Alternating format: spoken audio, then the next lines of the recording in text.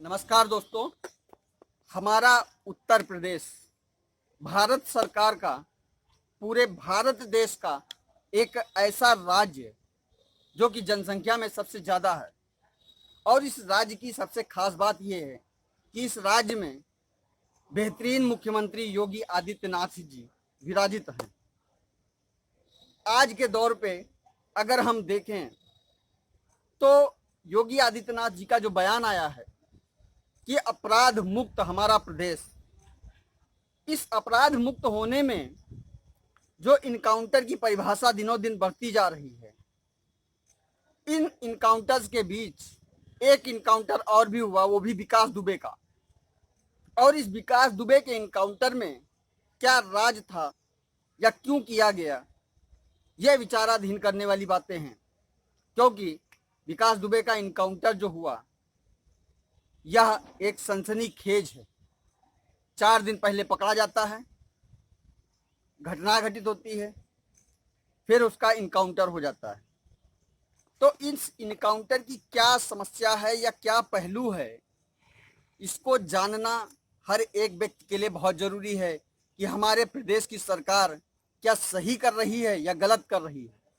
ये आपको विचार करना है और अपने भविष्य 2022 का निर्माण करना है। इस निर्माण के योगदान में अगर इनकाउंटर्स की बात की जाए तो विकास दुबे का जो इनकाउंटर हुआ, इसमें बहुत से प्रश्न ऐसे हैं जो सनसनी फैलाने के लिए पर्याप्त हैं।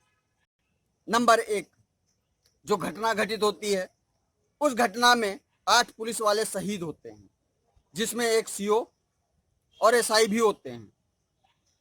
इसमें जो घटनाएं घटित होती हैं यह पूरा का पूरा ब्राह्मण के मध्य होती हैं। तिवारी जी, मिश्रा जी, साथ ही विकास दुबे। और इस घटना में कोई ये नहीं कह सकता कि जातिवादिता हुई है।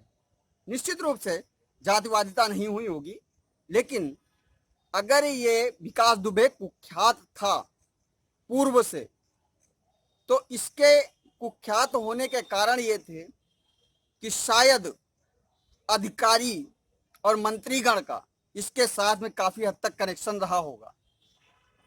और उस कनेक्शन का कारण भी इतना रहा होगा कि 20 साल से लगातार वो इस अपराध क्षेत्र में अपने आप को कार्य करा रहा था, लिप्त था। अगर घटना के बाद की बात देखें तो घटना के अगले ही पल उसके उसी बंगले को नष्ट कर दिया जाता है जिसमें वह रहता था। उस बंगले का इतनी जल्दी नष्ट किया जाना क्या कारण बन सकता है?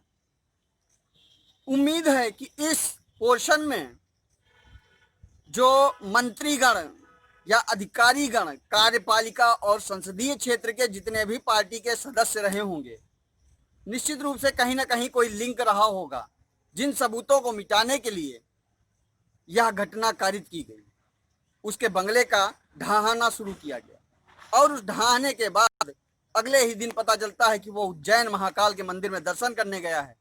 वहां से लौटते वक्त अगले ही दिन इनकाउंटर हो जाता है। कुल मिला के ये घटना जो विकास दुबे वाली शुरू होती है, यह 4 से 5 दिन की घटना है जो कि समापन के साथ पूर्ण रूप से भस्मीभूत हो जाती है। और इस भस्मीभूत में नामो निशान मिटाने के लिए उसके मकान को, उसके परिवार को और साथ ही विकास दुबे को इनकाउंटर के जरिए खत्म करने किए जाने का पूर्ण प्रयास है।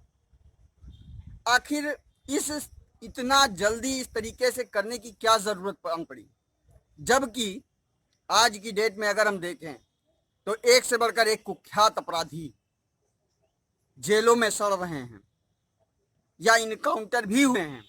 तो क्या उनकी प्रॉपर्टी को खराब किया गया, खत्म किया गया?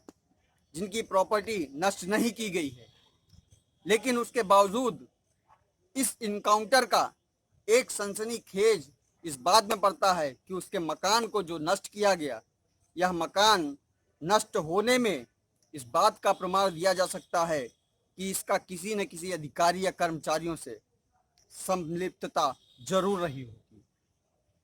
उम्मीद है कि इस वीडियो के थ्रू आप लोगों को अधिकाधिक जानकारी और संदेह की बात जरूर आई होगी, जिसे जान लेना हर उम्मीद व्यक्ति को बहुत जरूरी है, क्योंकि 2022 का निर्माण भी आप ही को करना है।